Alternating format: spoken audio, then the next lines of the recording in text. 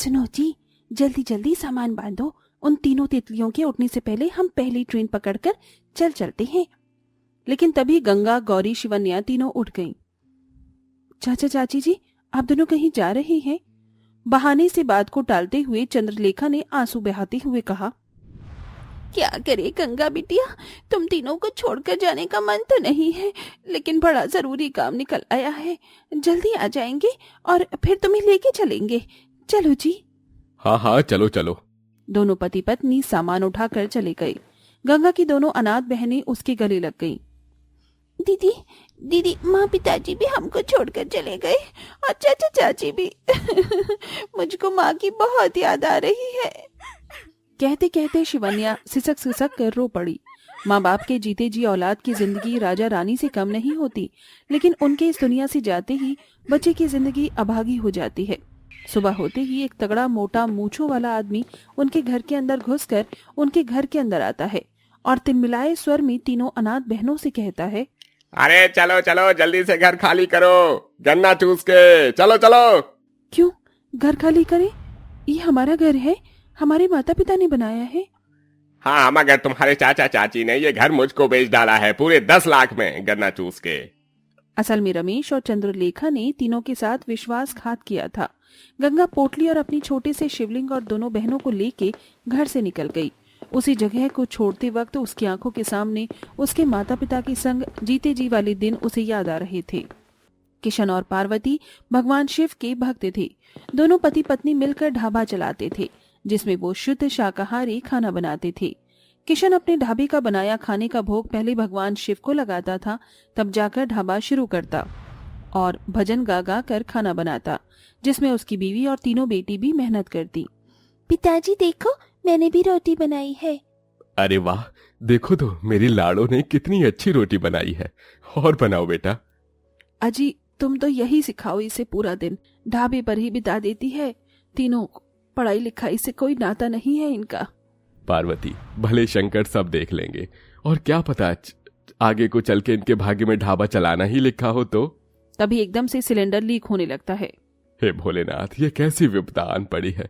प्रभु, पूरा ढाबा लोगों से भरा हुआ है, मुझे ढाबा खाली करना होगा। दोनों पति पत्नी लोगों को सुरक्षित निकाल देते हैं और तीनों बेटियां भी बाहर थीं।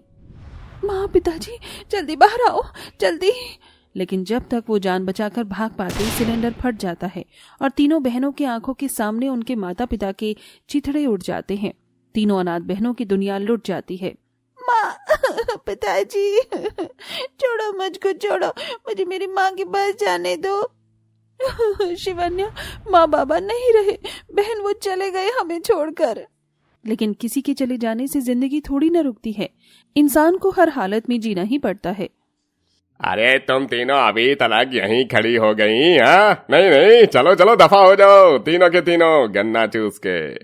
बेचारी तीनों अनाथ बहनें बेसहारा होकर सड़कों में मारी मारी फिरती। सूरज जैसे उनके संग संग चल रहा था।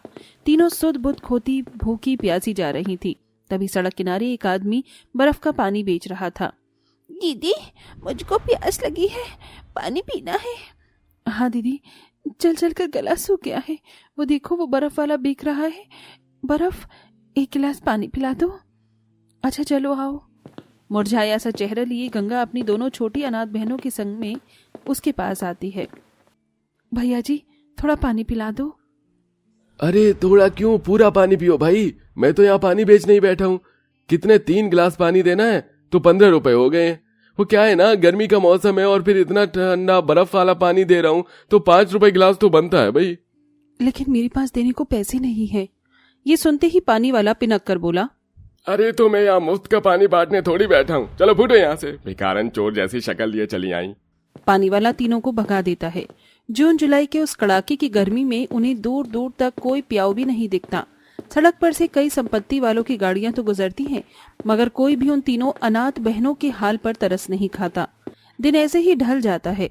लगभग 2 दिन बगैर खाए पिए गुजर चुका था।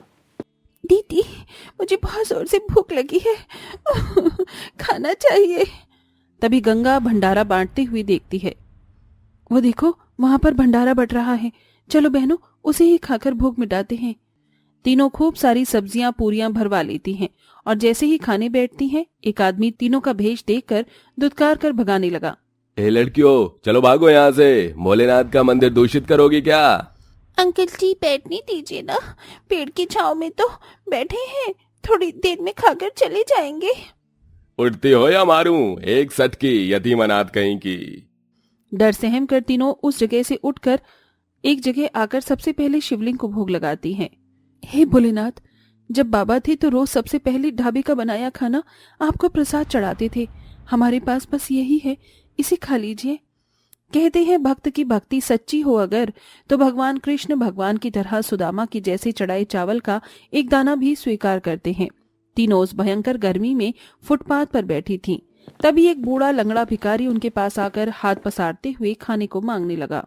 कुछ खाने के लिए तो दे दो बिटिया, भूख लगी है।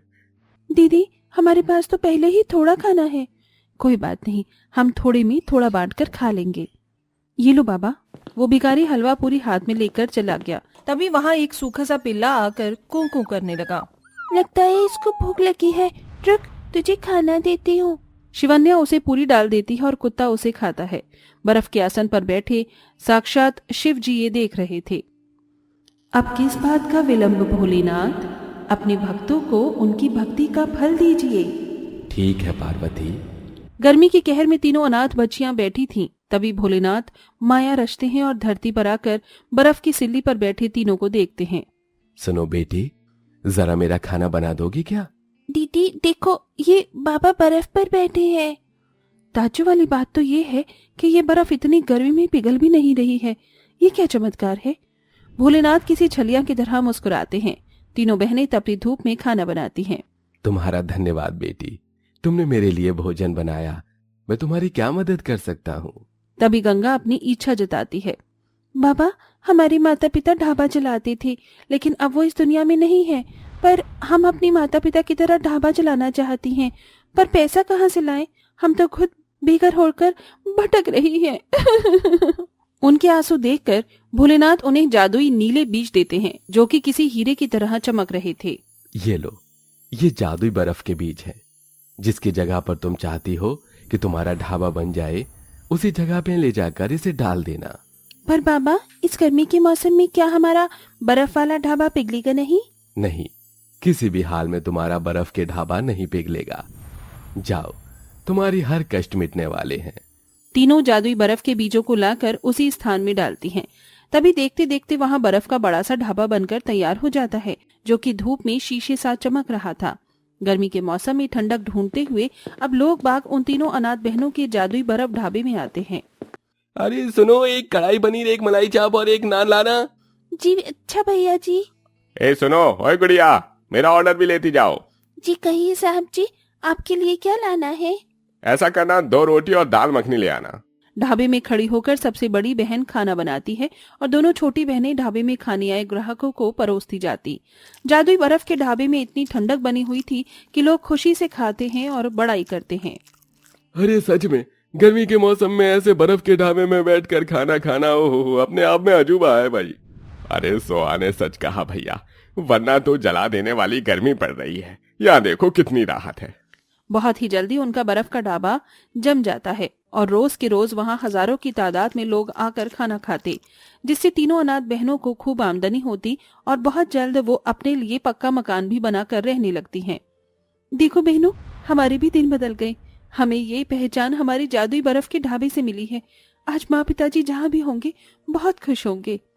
तीनों बहनें अपने बर्फ के ढाबे और अच्छे अच्छे खाने के स्वाद में खूब नाम कमाती हैं और गरीबों भूखों को ऐसे ही बिना पैसे के खाना खिलाती हैं।